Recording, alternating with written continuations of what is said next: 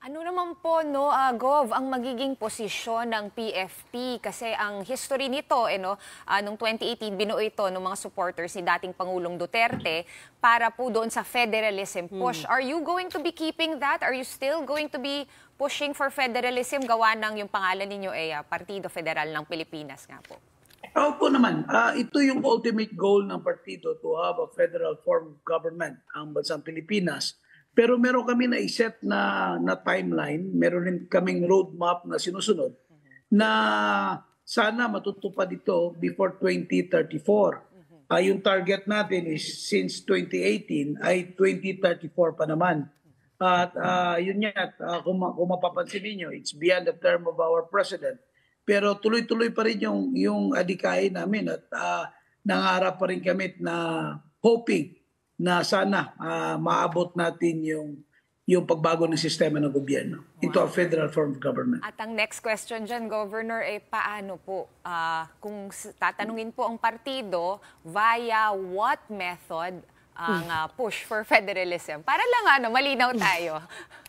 Yep. Una, kailangan talaga na meron tayong numero sa House. At yung numero natin sa House, sila yung magpupush ng federal form of government. At ito'y dapat suportado ng Senado. At kailangan rin, majority rin sa Senado magpupush nito.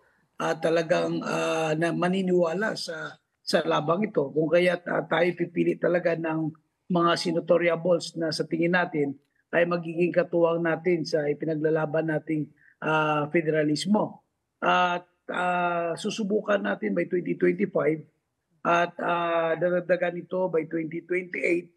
At kung sa tingin talaga natin na malabo, siguro ito na yung panahon na kailangan na natin yung People's Initiative talagang to change our constitution into a federal form of government.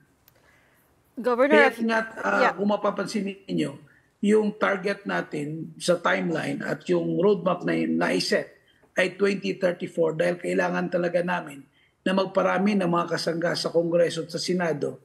At kung hindi talaga makakayanan, ay ipupush na namin into People's Initiative at meron kaming roadmap na sinusunod na talagang maabot namin yung organizing namin before 2024 doon sa requirements for People's Initiative.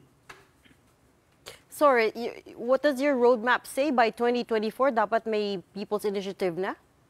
Na 2034 po. 2030, okay. Kasi susubukan natin dumaan sa tamang proseso at tuloy-tuloy naman yung organizing meron tayo.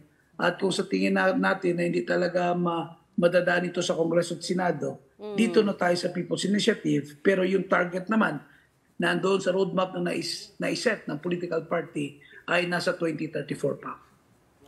Magdedepende ito sa takbo ng organizing meron tayo.